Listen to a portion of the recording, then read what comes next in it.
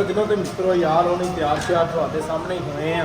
ਬਰਾਤ ਅੱਜ 98 ਚੱਕ ਚੋਂ ਤੇ ਹੁਣ ਬਰਾਤ ਲੈ ਕੇ ਚੱਲਦੇ ਆ। ਬਰਾਤ ਦੇ ਤੁਹਾਨੂੰ ਪਤਾ ਬੜੇ ਬੜੇ ਪਿਆਰੇ ਮਨਾਜ਼ਰ ਹੁੰਦੇ ਆ ਤੇ ਨਜ਼ਾਰੇ ਹੁੰਦੇ ਆ। ਆਓ ਮੇਰੇ ਨਾਲ ਚੱਲਦੇ ਸੱਜਣੋਂ ਤੇ ਮਿੱਤਰੋ, ਪਿਆਰੇ ਪਿਆਰੇ ਮਨਾਜ਼ਰ ਅੱਜ ਦੇ ਵਲੋਗ ਦੇ।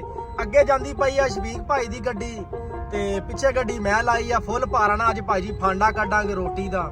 ਸੁਬਹ ਦੀ ਰੋਟੀ ਹੁਣ ਤੁਸੀਂ ਕਹਿੰਦੇ ਹੋ ਨਾ ਛੱਡਤੀ, ਉਹ ਨਹੀਂ ਯਾਰ ਮੈਂ ਰੋਟੀ ਖਾਧੀ ਅੱਜ। ਮੈਂ ਖਾਧੀ ਆ ਯਾਰ, ਟੈਨਸ਼ਨ ਨਾ ਲਓ। ਤੇ ਰੋਟੀ ਮੈਂ ਘਰੋਂ ਖਾ ਕੇ ਆਇਆ। ਹੁਣ ਇੱਥੇ ਭਾਈ ਜੀ ਥੋੜਾ ਜਿਹਾ ਲੇਟ ਹੋ ਜਾਂਦਾ ਕੰਮ ਤੇ ਆਪਣਾ ਹੁਣ ਜਾ ਕੇ ਦੇਖਦੇ ਆ। ਹੋਟਲ ਤਾਂ ਕਹਿੰਦੇ ਬੜਾ VIP ਆ ਤੇ ਆਪਣਾ ਜਾ ਕੇ ਹੁਣ ਖਾਣ ਪੀਣ ਨੂੰ ਦਿੰਦੇ ਆ ਰਗੜਾ।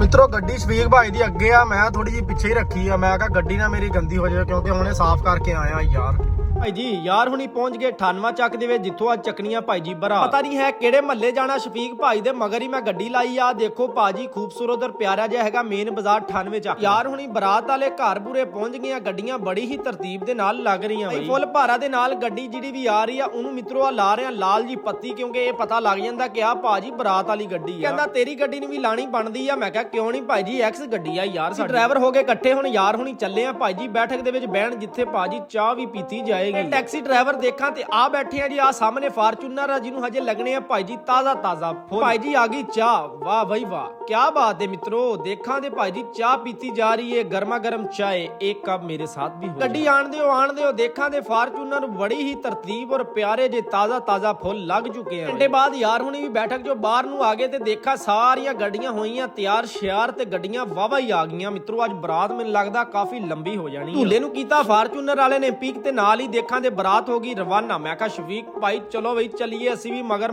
ਵਿੱਚ ਖੜ ਕੇ ਭਾਈ ਜੀ ਤਰਤੀਬ ਦੇ ਨਾਲ ਬੜੀ ਹੀ ਗਰਲੀਆਂ ਗੱਡੀਆਂ ਸਿੱਧੀਆਂ ਅੱਗੇ ਮੇਰੀ ਗੱਡੀ ਆ। ਦੇਖਾਂ ਤੇ ਭਾਈ ਜੀ ਰੋਡ ਤੇ ਚੜ ਗਏ। ਮੇਨ ਰੋਡ ਆ, ਬੜਾ ਹੀ VIP ਬਣਿਆ ਹੋਇਆ। ਭਾਈ ਜੀ ਠੀਕ ਲੱਗ ਗਈ ਸੀ ਹੋਟਲ ਦੇ ਨੇੜੇ ਤੇ ਇੱਕ ਵਾਰੀ ਫੁੱਲ ਤਰਤੀਬ ਦੇ ਨਾਲ ਗੱਡੀਆਂ ਕਰ ਲੀਆਂ ਸਿੱਧੀਆਂ ਤਾਂ ਕਿ ਜਿਹੜੀਆਂ ਪਿੱਛੋਂ ਵੀ ਆ ਰਹੀਆਂ ਉਹ ਵੀ ਡਲ। ਹੋਟਲ ਦੇ ਵਿੱਚ ਪਹੁੰਚ ਗਈ ਸੀ। ਦੇਖਾਂ ਦੂਲੇ ਦੇ ਯਾਰ ਬੇਲੀ ਢੋਲ ਖੜਕਾ ਰਹੇ। ਮੈਂ ਐਂਡ ਤੱਕ ਵਲੋਗ ਦੇਖ ਰਿਹਾ, ਦੂਲਾ ਨਹੀਂ ਤੁਸੀਂ ਦਿਖਾਇਆ। ਲਓ ਜੀ ਮਿੱਤਰੋ ਦੂਲਾ ਵੀ ਆਇਆ। ਜਿਹਨੇ ਰੋਟੀ ਖਾਣੀ ਹੈ ਜਲਦੀ ਆਇਓ ਭਾਈ ਜੀ, ਮੈਂ ਹਜੇ ਹੋਟਲ 'ਚ ਹੀ ਹਾਂ।